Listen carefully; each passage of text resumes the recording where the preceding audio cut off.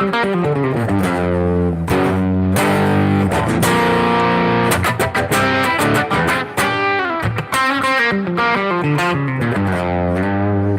folks, how you doing?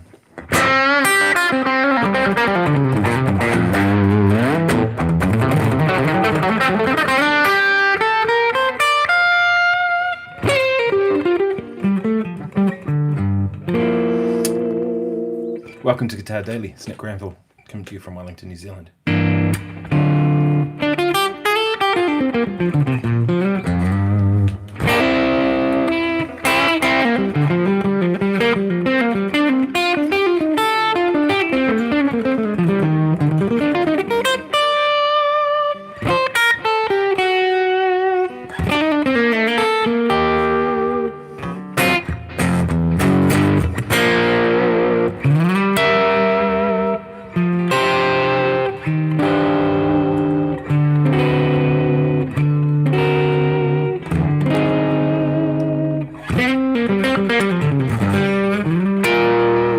Always find when I have a whammy bar on a guitar, I just want to overdo it. It's one of those things, isn't it? Every chord sounds better with a whammy bar.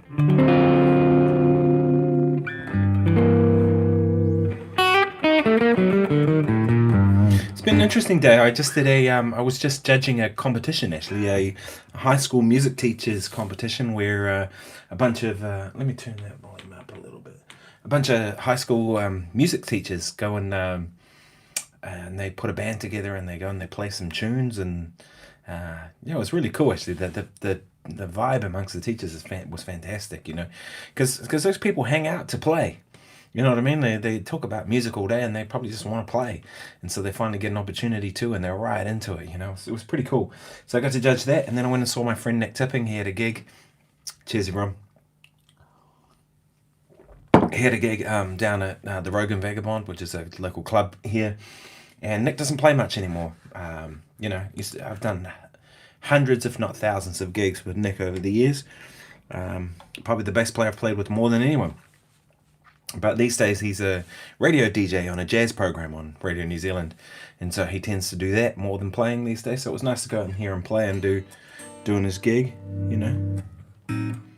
Had a session on Friday. I mentioned that in the video yesterday. So that was fun, actually, playing children's music. Something I don't get to do very often, but and I use this guitar quite a bit actually with this kind of tone here. It had more like a rock thing, so into the Friedman model.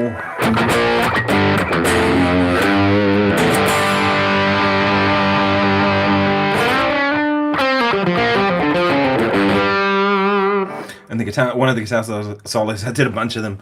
Did a couple with my L4, and then one I just said, he said to me, I've got this idea of having a music video which is like a snail, you know, kind of playing a guitar solo. He goes, so, you know, think about the quirkiest thing you could do. So I was like, so it was that kind of carry on, you know what I mean? And he was laughing his ass off. He was like, yeah, that's fantastic. So as usual, I did a whole heap of takes, and I've gone out of tune, of course. This guitar really needs locking tuners on it. I will be doing that upgrade probably over the summer when I get around to it.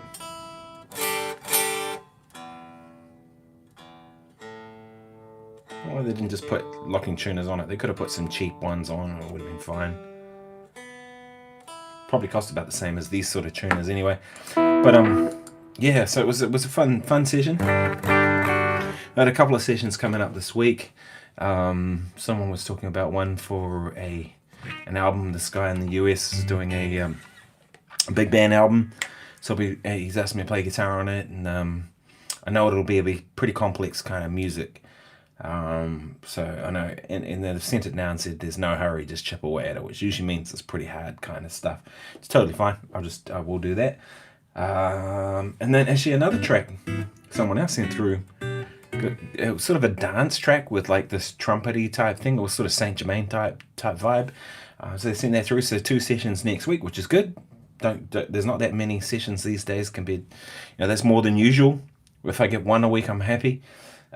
Usually it's once every fortnight. Although I do a lot of gigs that are session type gigs,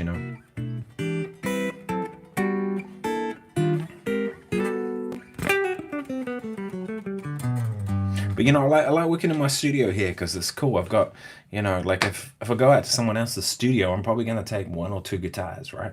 Maybe three or four maximum, and depending on what, generally I try and get a vibe for what they're looking for. I'll ask them. I'll be like, what kind of vibe is it? And if they say rock guitar, and I bring something like that, probably this guitar or a Les Paul, and then I'm going to bring like a single coil guitar, like a Tele or a Strat type guitar, and that's going to be it probably. But if I'm here, I've got them all here. I might go, oh, what about the P90s and the Poor Ed Smith? That'd be like a vibe, right? Or maybe I'll go, I want a mini humbucker like in that Ibanez Talman or whatever, you know what I mean?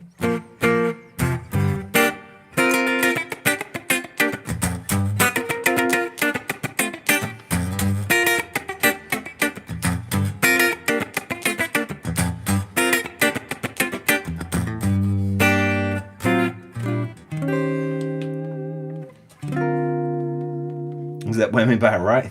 Everything just sounds sweet with the whammy bar. So, yeah, so I thought I'd check in with this Guitar Daily today, and I thought there's some stuff I wanted to kind of discuss that I thought, some people have this kind of outlook of there's certain things holding them back and getting better, and I thought we could discuss that today. So if you've got any comments, leave them in the chat. And see that, but I think a lot of times what people think are holding them back is actually usually not the case, right? The number one thing I hear that people say is holding them back from getting better and their music and whatever is time, right? Which is probably true in some people's cases, right? They've got a corporate job and they're pretty busy in that. But to me, it's all about priorities, isn't it? You can make priorities. I know people come home from work and they sit there on their computer all night playing video games. And then they say, I've got no time to practice guitar. And it's like, well, you do. You've got to prioritize video games, playing guitar. Which is it? And that's the thing. You've got to prioritize your time, right? And the thing is, you don't need, if you're someone who's trying to get better, if you're spending half an hour a day practicing, you're going to get better. Just even that much, a half an hour a day might sound inconsequential to people, but half an hour is like solidly focused time is quite a bit. Now, if you think about it, that half an hour doesn't have to be consecutive. You could do 15 minutes in the morning and 15 minutes at night. That's doable for almost anyone. Anyone. Even the Prime Minister of New Zealand could find 15 minutes a day to practice guitar if he really wanted to. The All Blacks coach, Steve Hansen, I remember we did one of these sports awards gigs, and he was telling me that, coaching the All Blacks is easy compared to learning the guitar. That's what he said. I was like, oh, okay. I said, well, I can help you with that if you want to, But he was trying to learn guitar and he was really struggling with it. But even a guy like that can find half an hour a day if he wants to, right? And as I said, you could do 15 minutes in the morning. Now you've got to 45 minutes, right? But it's really the thing that holds most people back is usually their lack of prioritization in their practice and a strategy, right? So if you don't prioritize it, it's not going to happen, right? Simple. So you've got to go. This is something that I do, and I remember someone saying to me once, picture practice like it's a $500 an hour gig, right? So if you think about $500 an hour, if you got offered a $450 gig, you would say no, because you're getting $500 a gig. Right, that's how important your practice has to be. You have to go, this is what I'm going to prioritize with my time, because, otherwise, what's the result if you don't? You don't get any better. So you prioritize your time at $500 an hour, which is a high rate, that this is how much this means to me, and you will do it, right? If you put it kind of like that. Hey, Jeffrey Boyle, how you doing, man? So I think that's one thing, and the other thing is having a strategy. If you've only got a half an hour a day, what are you going to do with that half an hour a day? Drink gin and tonics like I am right now? This is not practice time for me. When I practice, I don't practice in public. I know that seems to be a very trendy thing for people to do now, and I don't really get that whole kind of vibe. Oh, great, glad you're good, man. You know what I mean? Like post transcriptions of themselves. Isn't that just practice? Like, why post your practice online? I don't get that. To me, it's like my practice when I'm truly practicing. I sound like shit. Like, why would I want anyone to hear that? And the reason it sounds like shit is because I'm trying to get better. So I'm pushing myself as hard as I can. Like it's on the edge, all right, of what I can do. If it's not on the edge of what I can do, then I'm not going to get better, right? Has to be on the edge. And so I don't want people to hear that. I remember a student once saying to me, "Oh, can I come and watch one of your practice sessions?" when I was teaching at the university here. I was like, no.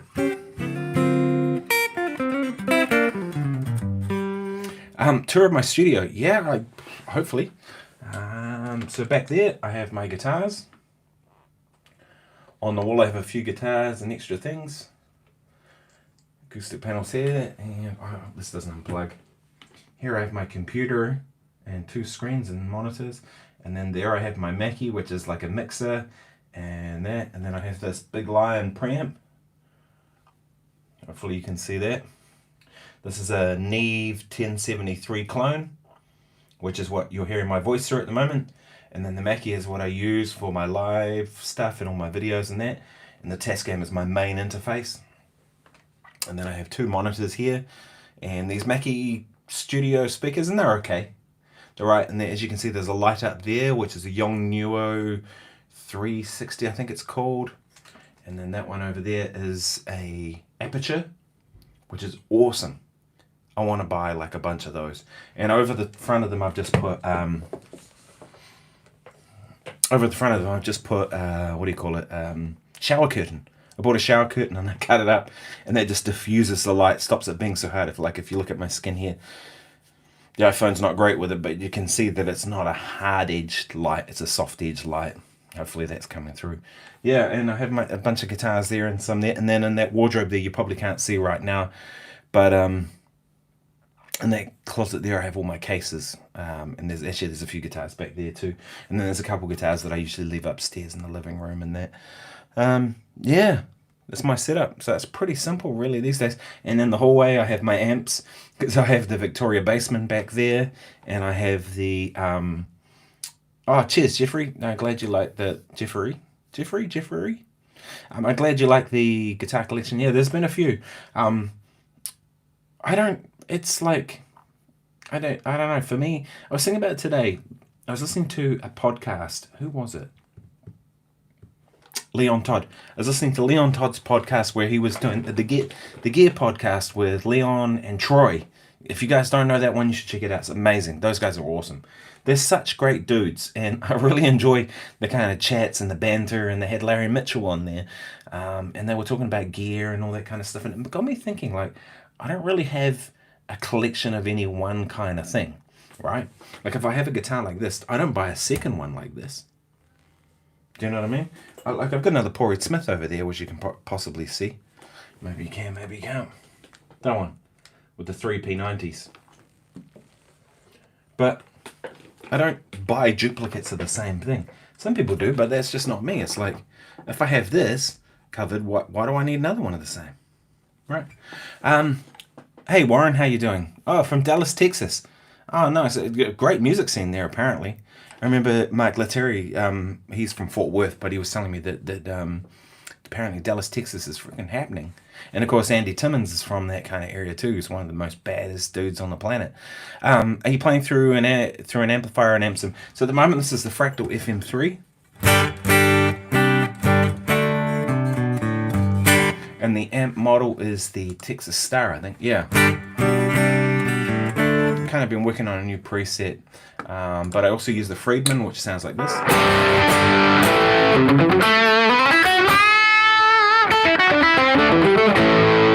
And I tend to use the Fractal most of the time in the studio here. I have 2 very nice amplifiers out in the hallway. A Victoria 2112, so 20 watt, 1x12, which is basically their version of a Tweed Deluxe. And it's built as close to an original Tweed Deluxe as you'll ever find. And then I have a Bassman, which is probably my favorite amp, which is again a Victoria, and it's called a 45410. 45 watts, 4x10. 45410, and again built just like the originals, and that amp sounds killer, but you have to really crank it, you know what I mean? Like, I find the Bassman at low volume just It's okay for a clean thing, but anything else, even overdrive, if I hit it with an overdrive pedal in front of it, if an overdrive pedal to me into a very clean amp, it's not that inspiring. To me, it's like I want the amp just at the point of breakup, and then I use an overdrive pedal essentially just to kick it over. It's a lot of times why I use boost pedals or overdrive pedals, but not a lot of gain on them. And so, it's very rare for me if I'm using pedals that I'll use just one.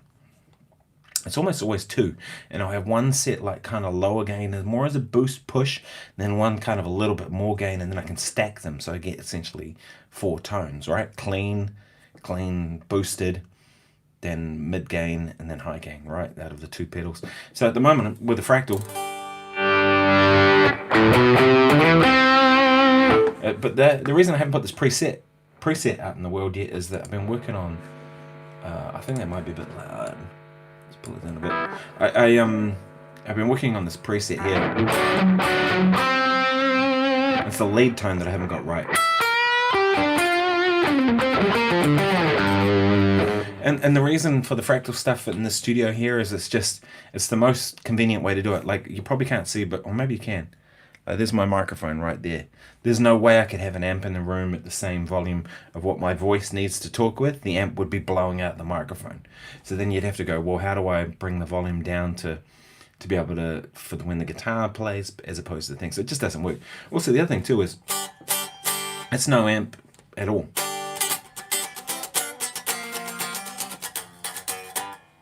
It's just the guitar. And I really like that sound of like the modular plus a little bit of the strings in there. It sort of adds another dimension to it. But at the moment I've got a Timmy in here. But that's I'm starting to think maybe I should go with a Klon. Let's have a check out of the Klon. What's the Klon in here? And 2, I don't run any noise gates or anything, as you can see. Now, what's it called in this thing?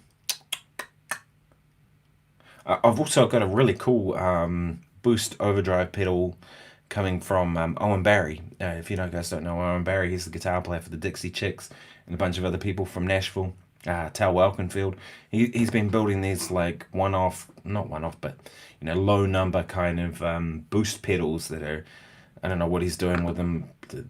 They're all kinds of mojo apparently. So I thought I'll give one of them a try. What's it called? Klon. I'm guessing it's this one.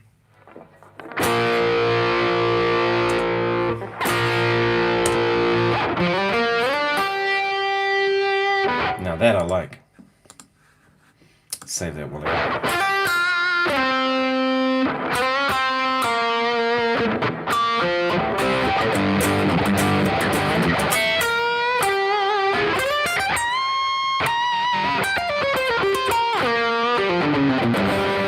maybe even less gain.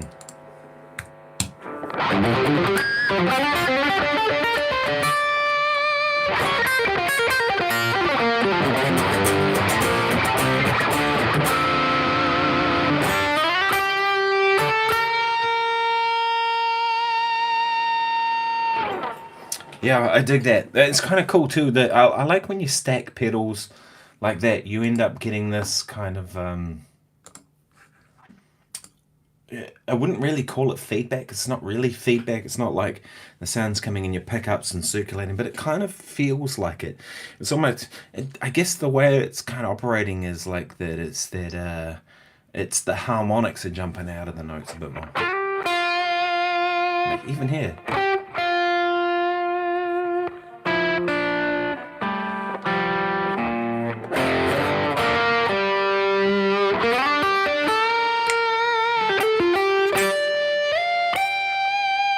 Now with that tone, neck pickup, and that kind of singing tone, I kind of want to go.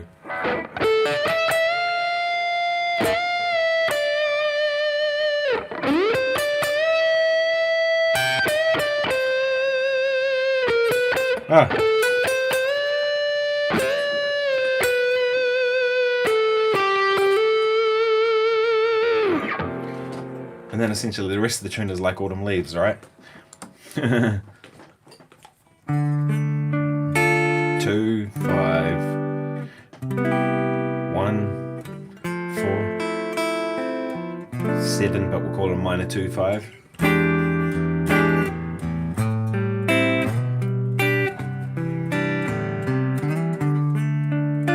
So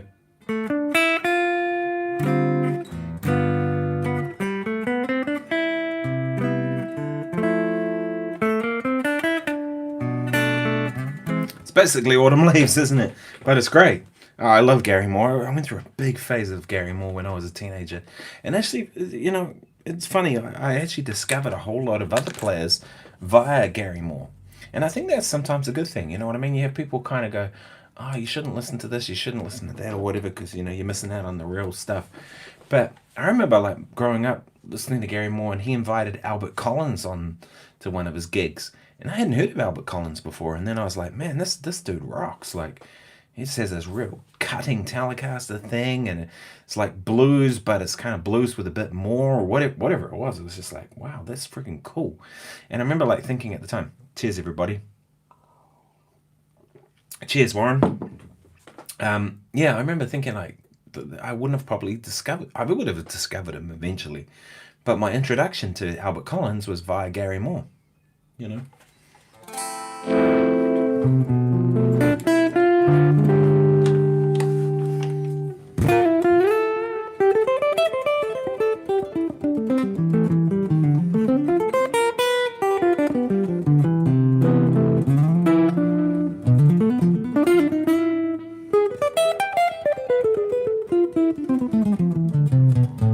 Yeah, so I was just discussing before about, like, what's holding people back.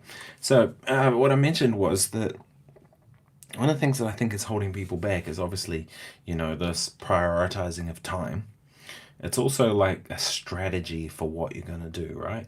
Like, if you just sit down and play, what's going to happen? You're going to end up noodling, aren't you?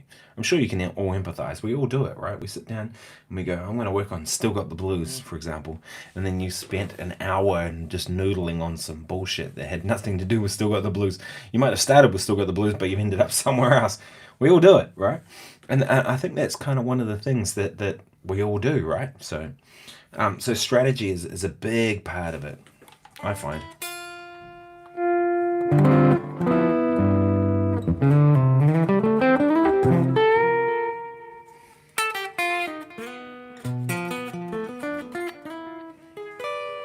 I think the other thing too is that a lot of people don't really like within their, like, thinking about the strategy is they haven't really thought about what their end goal is. Like, I often ask, if people come for a lesson, I go, what do you want, like, out of this? And they go, I want to get better. What does that mean? Right? Great, we all want to get better. Like what does that actually mean? Yeah. So, like, thinking about, like, what your end goal is, then you start going, then you start, like, chipping away at the things that make you get to that point. So Evolutionary Sleeper says, what are some jazz solos you transcribed you learned the most from? Yeah, good question. Heaps of them. I did a lot of transcribing for a while. I do less transcribing now than I used to do. Now, for me, my goals are slightly different. Like, I don't transcribe whole solos anymore. I used to do that, but, like, I don't really need to be able to do that. But yeah, as you can hear, the family's home now. Just let them know. But I don't really do whole solos now. Like, it's just like, for me, it's like I grab a little phrase from here and a little phrase from here, and it's kind of there. But I mean, a couple that really, like, changed my whole thing was Wes Montgomery, Full House. That kind of, like, was like, yeah, there's a whole lot of stuff in there. George Benson from what's that?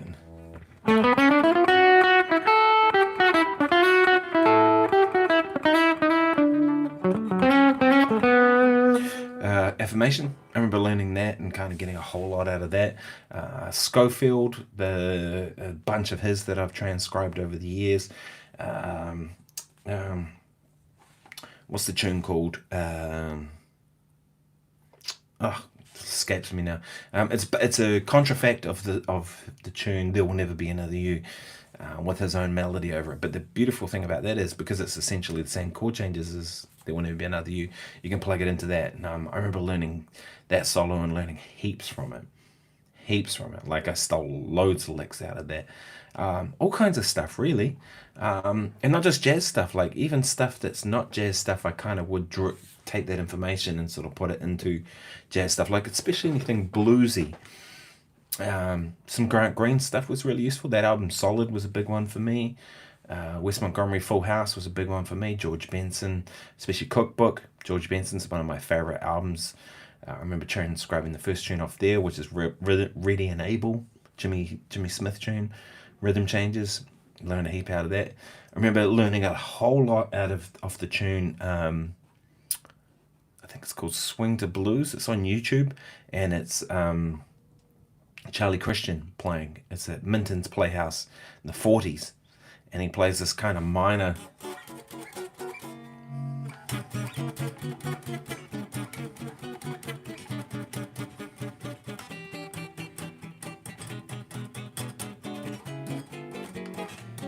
One of those sort of things, and then the bridge of it is kind of like a rhythm changer. So it goes.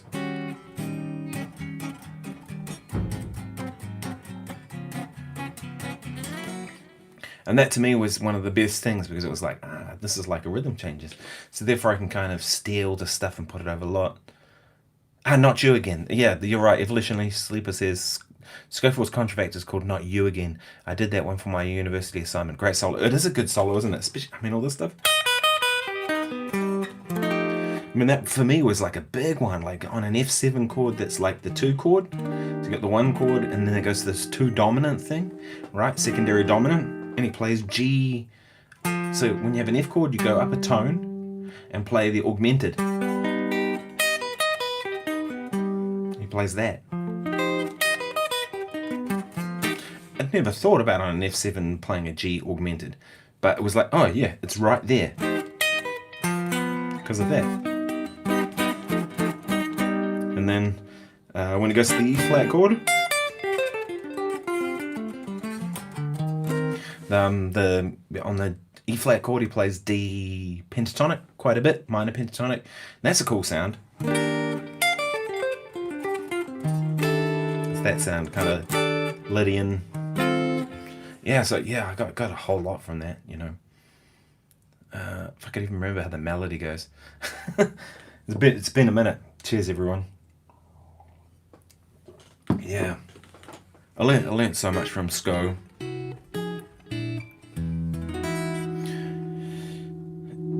It's funny, isn't it? Like,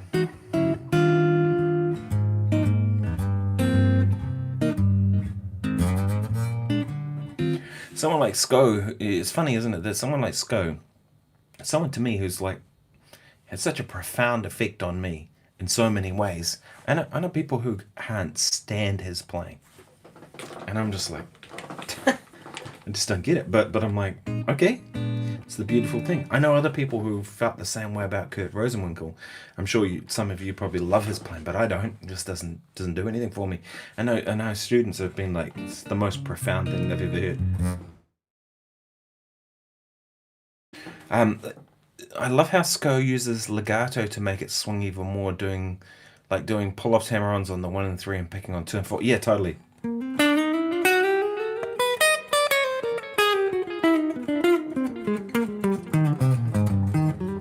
And I think that's a real guitar thing, isn't it? That whole way of phrasing. Because if you think about a guitar, we don't have the dynamic range of a saxophone, right? We just don't. They can play this loud and this loud. That's the saxophone player's range. You know, once we're amplified, sure, we've got a bit more range, but even just from the instrument, our range is this, their range is this. So if they want to like get an accent on an offbeat, do da boo ba do ba do ba, that sort of thing, they can just play it and it's going to come out that way. That doesn't work on a guitar. It just doesn't. And so we have to find other ways to do it. And that's what I love about players like Sko. They just kind of dealt with a problem, right? And you know, so if you think about it, like the way to do that is to accent on the offbeats, right? So therefore, if you don't pick every second note, like you're saying, like don't play the downbeat, but play the upbeats in one, and you know, and you're kind of more legato playing. For one, you sound more like a horn player, right? Because horn players wouldn't tongue every note into the mouthpiece. It would sound like shit. They kind of they would, one breath would play a line, right? So we sound more like a horn player by doing it, but also too, you can now get around that issue of dynamic range, because when you are picking notes, they kind of have more kick, right? Because the picked note is going to jump out more.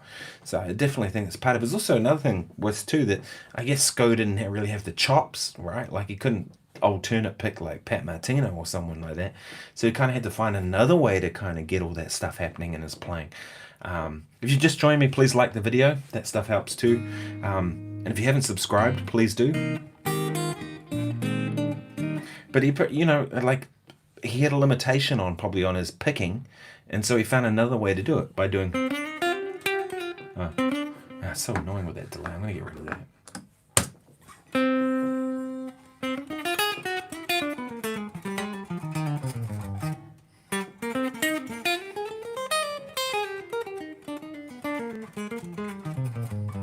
You know what I mean? You can get.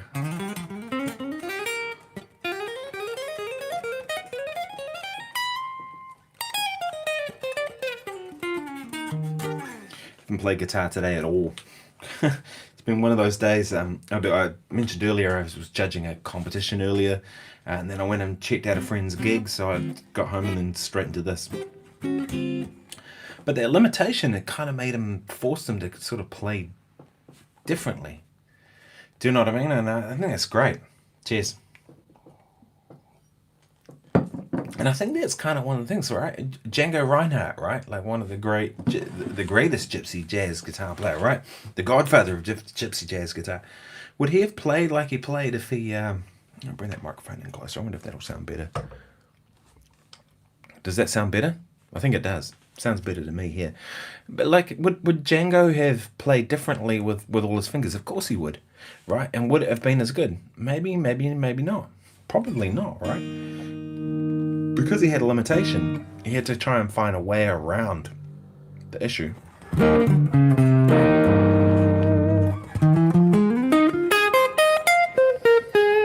I'll play a track. This is one from Jammin' Backing Tracks. This is Funk Guitar Backing Track in G minor. I don't know what the track is. I've never played it before, but I like the Jammin' Tracks a lot. I always, with these live streams, I always do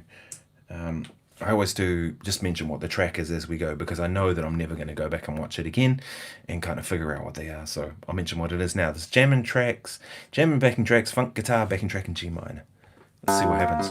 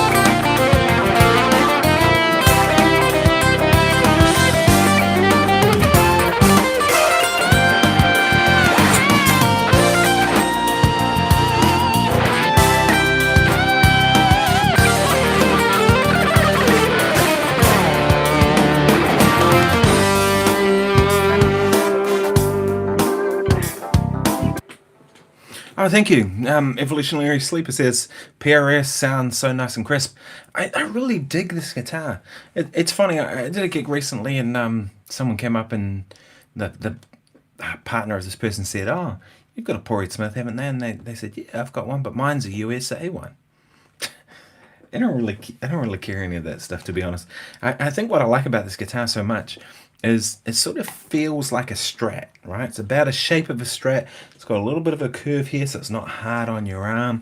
It's got that kind of thing. It kind of joins the body where a Strat would, right? Instead of like where a Tally would be back here. It's kind of all that thing sort of feels like a Strat in a lot of ways, but it's got a bigger neck than a Strat, right? It's really got a neck like a Les Paul. It sounds like a Les Paul to me. To me, the DGT, this particular one, I played a bunch of SEs too, by the way, and I haven't played any of them that I've been impressed with. You know, they're okay, but this is the only one where I've kind of gone, that's awesome. I remember him just played a chord straight away and just went, yeah, it just rings, right? But to me, it sounds like a Les Paul, but feels kind of comfortable like a Strat, but with that Porritt Smith 25-inch scale, which I love. And also the strings are straight here instead of angling off like a Les Paul, so it doesn't go out of tune. Coil tap if I need it. I don't particularly like tapped single humbuckers, but they're all right. Warren says, nice improv chops next. Cool lines. Thank you very much.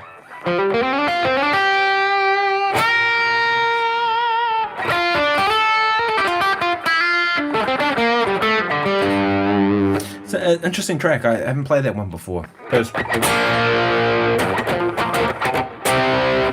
that one, right? 1, 2, 3, 4, 1, and right. To have the chord change on the and one is kind of interesting.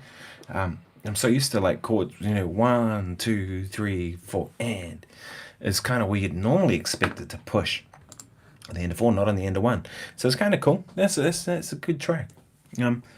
Yeah.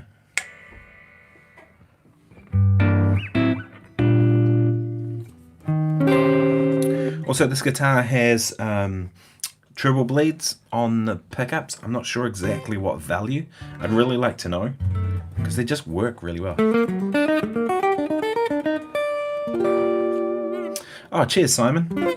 Simon says, morning, Nick. Great playing. Love the DGT. Thank you, sir. How's your guitar building going?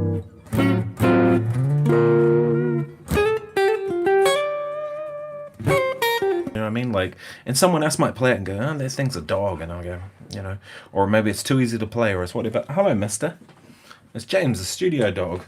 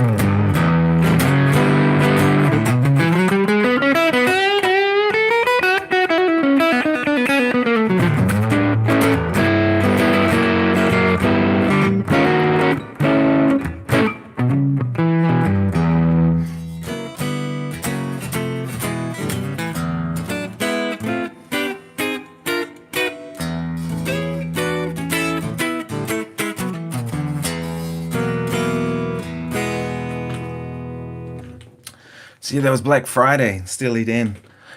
So Sean Spring says, "Hey Nick, hi Nick, hey Sean, how you doing?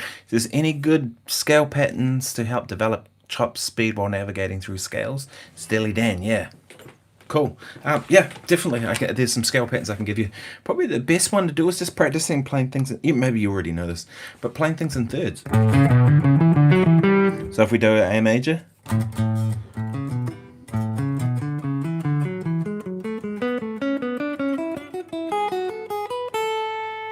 Just A major, but I'm going up a third, going to the second note, going up from the second to the fourth, which is a minor third in this case, but that fits the scale. And then the third,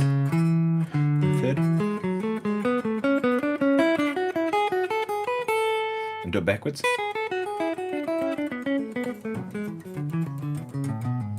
And then go up to the second shape, right? I feel so sloppy, I haven't warmed up.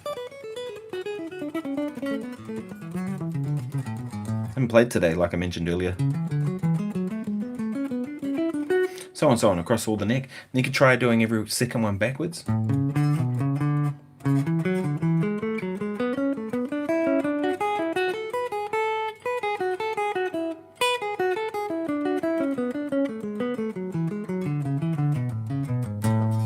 and do that on all the shapes.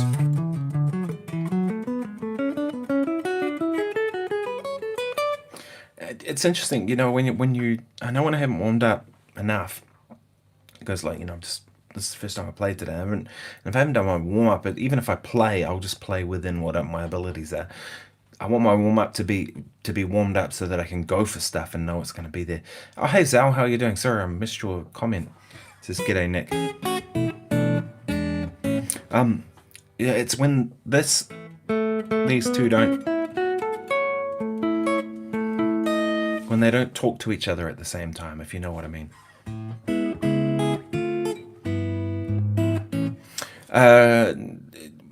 Simon says, Black Friday, strong memories for me. I remember it on the radio when it came out as a single. I still enjoy Steely Dan. Me too. I think Steely Dan's probably my favourite band. Some years ago when they came to Wellington, I got to meet John Harrington, the guitar player, and we hung out in the hotel lobby for a couple of hours and chew the fat and stuff. He was a nice guy. Because I'm going to close that door. Excuse me one sec. Can I do this without tangling things up?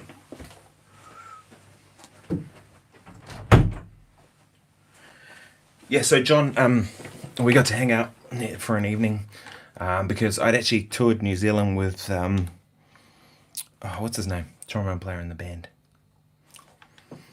Oh, God, I forget everyone's names at the moment. Jim Pugh. So I toured New Zealand with Jim Pugh, and Jim was the trombone player for Steely Dan, so he organised a kind of get-together at the hotel. And so I got to meet John Harrington and hang out with him. God, I hate in-ears. In-ears are always tangling for me. Do you all find have the same problem? So yeah, and I was like, man, if you ever need a guitar player, like this is my dream gig.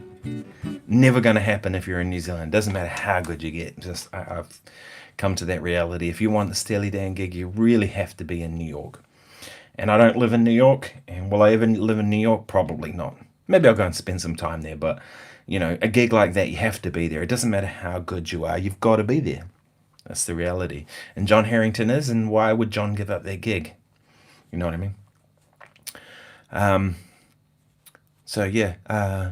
Deuteronomy says, what were the tasty ideas you chucked in the early part of your G minor solo jam solo?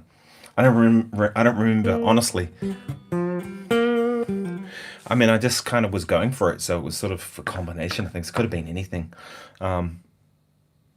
Yeah, probably though, if it was G minor, I was probably something to do with the 5 chord. So I was probably implying this, even though it's not really there. I don't remember. Maybe I probably even went like a minor 2-5-1. I don't know. I'll have another go at it if you like, and I'll see if I can play something that with some ideas.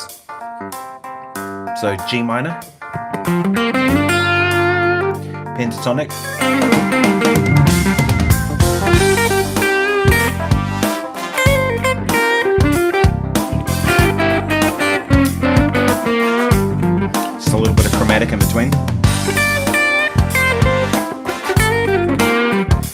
minor 7 flat 5,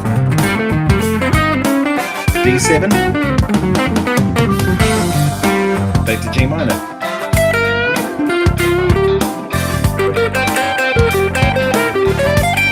Just pinch the Mike Blues scale.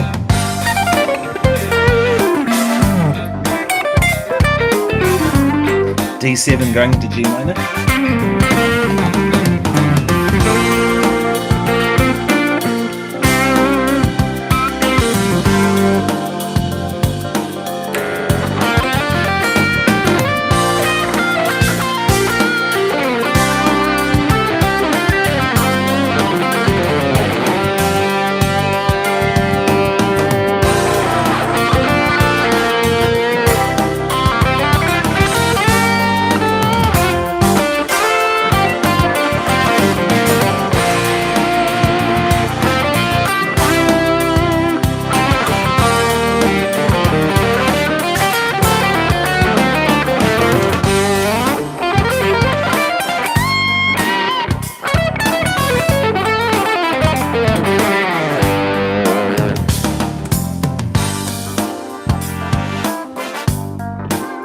So that might have been one I did too. It's just side slip, so you go.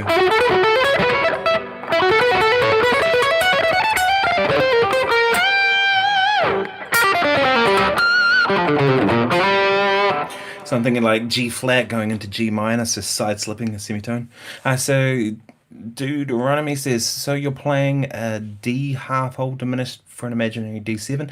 Yeah, so I'm going D or D7 altered, so like E flat mixed, E flat melodic minor over D. Or sometimes I'm using the half whole diminished as well, yeah. But most of the time on a minor chord, I'm using an implied imaginary D7 sharp 9. This sound going to here. It's not really there, but I'll just imply it. And I think E flat jazz minor or melodic minor. Which gives you super Locrian. I actually did a video on this channel on super Locrian, so if you haven't checked that out, do go and watch it. And I kind of went a bit more in depth and kind of talking about how that works. And in this case, I'm just implying it. So in that case, at times I was implying the 2 chord as well. So A minor 7 flat 5, D7 into the G, even though they're not really. Tension is you can play a whole lot of wrong notes and they just sound like wrong notes, but if there's notes that you play that are out, the whole point of out is that there's a logic behind why it's out. Does that make sense? If I play like just chromatic nothing, then it's still just nothing. But if I play like an implied 5 chord, the strongest resolution in music is always a 5 to a 1. So our ears follow that even if we don't really know what's going on, right? That's why it kind of sounds right if you hear it. I'm kind of envious of piano players in that sense, because piano players can play a chord and then they can play this line that sort of goes out, but they're establishing it with the chord. We can't do that on a guitar. And they can do the inverse as well, where the line is in, but they can play a chord that's out, making the line sound out, and that kind of stuff is, yeah. Hey Simon, he says PRS triple blade is just a single 180 picofarad cap as far as I know. I thought so too. I saw that online that someone said that, but I don't know that that's true because I got a 180 picofarad cap and I tried it on my Paul Reed Smith the Custom 22 and it didn't work at all. It didn't sound right. So I don't know. I don't know if people have kind of, yeah, I don't know if people are saying that on the internet, that's actually the truth. So maybe it could be right. And maybe it only really works with humbuckers in the right kind of way and not with P90s like in that guitar. Could be a case of that. I have had a look inside there and it does look like there's a cap that's a resistor that's going from, that's soldered to the pot and soldered to the, I think it's the middle lug if I remember right. Yeah. So Warren says, love your alter dominant lines implied. Thank you very much, sir. I love playing that stuff.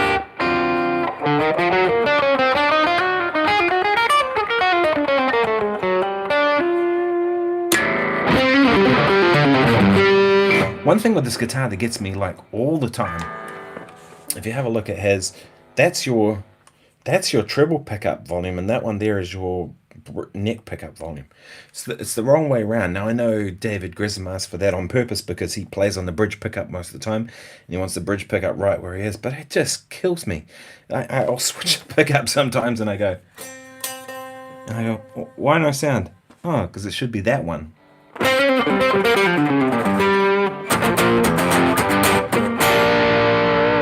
I'd actually just prefer it had one volume.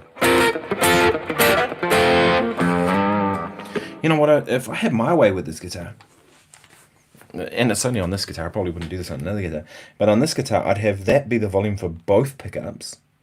I'd have that one be the tone control for both pickups, right? Because I need a separate tone for each, on a humbucker guitar. On a Strat, yeah, but on a humbucker guitar, just that. And I'd put the push-pull on a switch just here instead and get rid of this awful thing. I don't like, that's really hard to try and do on a gig. So what I did was I actually got a chisel out and I scratched up all the pots so that you can get a grip on it, because I found I wasn't able to grip it very easily, and now I can. You can see I can do it most times, but just don't want it. To me, that's cumbersome. Push-pull pots suck. I don't know. Now, some people like them. I don't. I'd much rather just have like a mini toggle switch, and could sit in that slot. A mini toggle switch that coil taps. That's what I'd rather have. Maybe I'm crazy.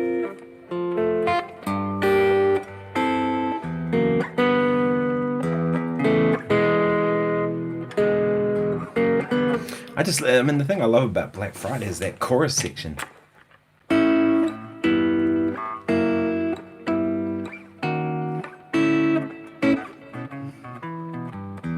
It's so good.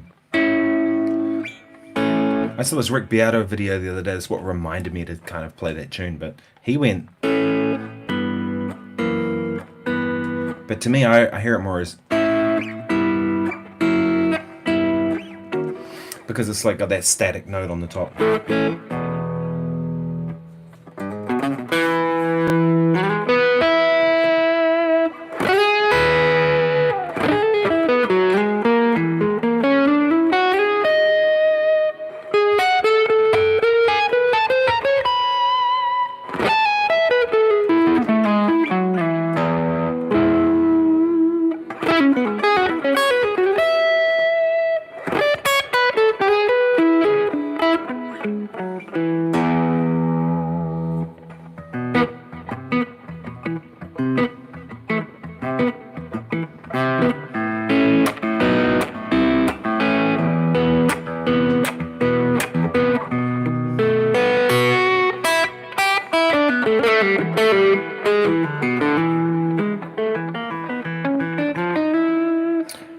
Did I lose connection?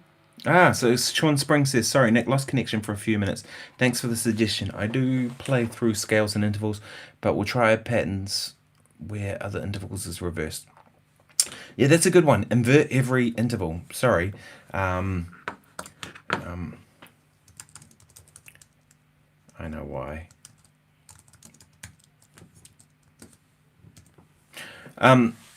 Yeah, so if you go up one interval and then down the same interval, but the second time around and alternate between it, it's a really good one. It's a really good way, and you can do. It doesn't have to be with just thirds. All right, try fourths. Let's go to a clean tone.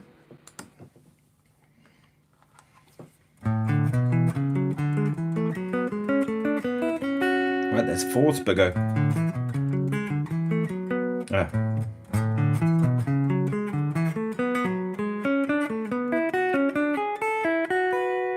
Right, try fifths.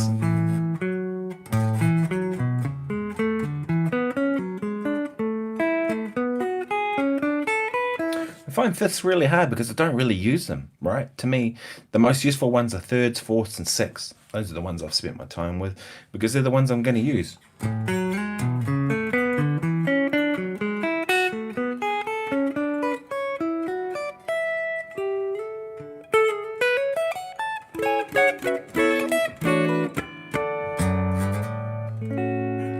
don't know why I thought there would be a harmonic at the 9th fret then.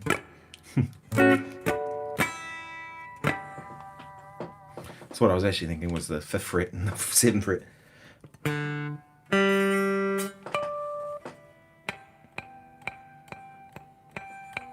Yeah, that one does sound. On a Strat, something my buddy Warren Mendonza pointed out was, on a Strat, if you have that single coil there, the harmonic that would be the 24th fret where it would occur, the pickup sits right where it is and it kind of chokes out.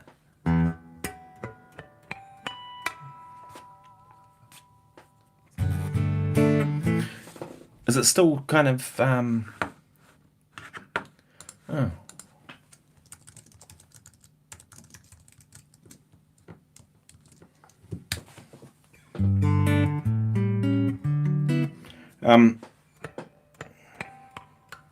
It's kind of there, but you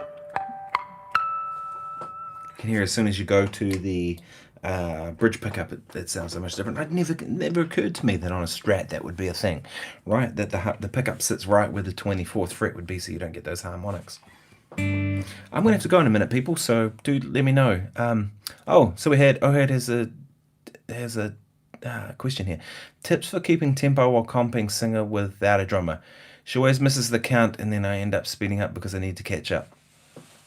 Okay, so yeah, that's a hard one, isn't it? Because if you're playing with a singer, your whole role is to support the singer, right?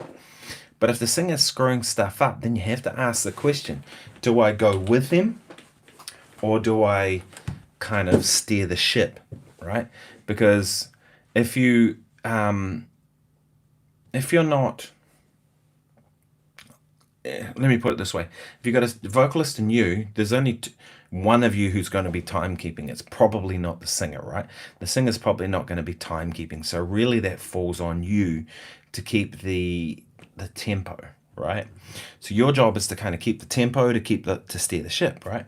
But if the singer is like derailing it, then you've got a tricky one, don't you? You've sort of got to go with them, but also try and kind of find the middle ground. I don't know. I mean, to me, that's something I would just get together and rehearse with them and try and work with them. Because if you're going to perform with this person regularly, you might as well just work it out. Sit down and work out in rehearsal and try and work out what it is that's causing them to lose it. Because if they're a good musician, it might actually be something you're doing, and you might not even realize it. That maybe when you play a chord a certain kind of way, they hear it the wrong kind of way and they go with it, and they kind of plant in the wrong place, and the whole thing kind of trips up. So it could be something as simple as that maybe you just don't do that thing that does that. Notice that, the good ones do, but you might have a singer who's like, they've got maybe 8 beats till they have to come back in, and they just won't even count, and they'll just go blah wherever they think it is, and it might be wrong. But the good singers don't do that. I don't find that. I find the good singers really know what's going on. Sometimes even good singers though will try and steer the ship when they shouldn't be, and that's a tough one. I've been on that situation before where I've had singers try and cue the band back in at the end of solos or whatever, and it's like, no, leave it to us to do that kind of stuff. Mostly because they might be in the wrong place, or they're kind of, then they're not making things better by doing that. Do you know what I mean? Their focus needs to be on the audience and interacting with them, and meanwhile they're looking back at us going, Yeah, good singers are hard to come by. You're exactly right. Yeah, good singers ain't hard to come by.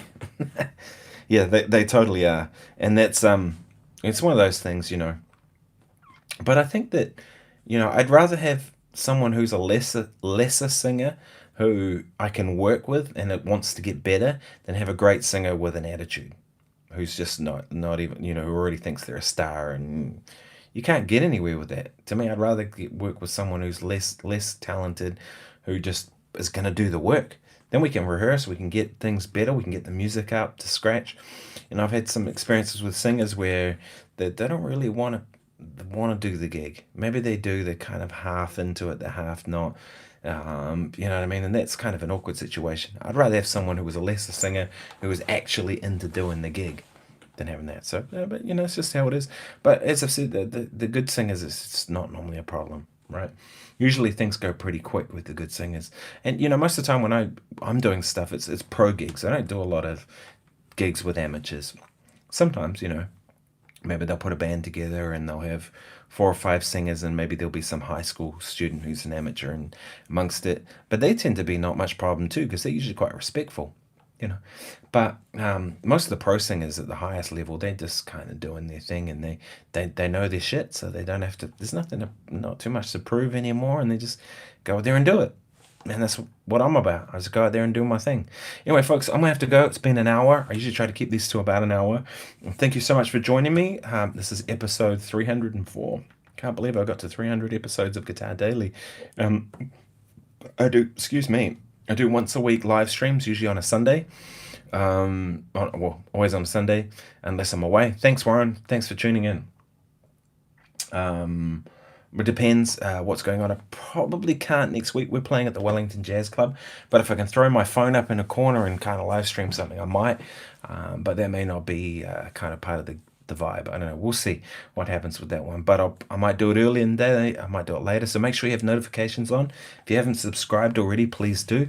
Otherwise, I'll see you tomorrow. So next week we start pentatonic. That's my focus for the entire week of next week. And I want to do, I've got this idea in mind. I've already started mapping out what I'm going to do for the 6 videos. Notice I said 6 for a week because Sunday will be a live stream. So we'll do 6 videos that I'll put out, and then the 7th will be a live stream where I kind of recap and we'll discuss anything and answer any questions then if you have them. And I'll kind of show some more stuff. But I'm calling it Beyond Pentatonic, and I want to go quite deep into like pentatonic, and because a lot of people know this sort of stuff, like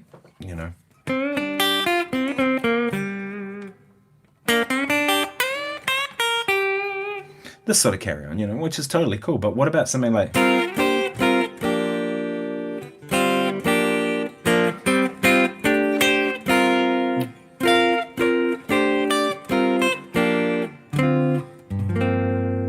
all of that came from the minor pentatonic? Anyway, there's lots of that we'll kind of get into, so we'll discuss next week. I've got some ideas, so we'll get stuck into it. Thanks so much for joining me. See you later.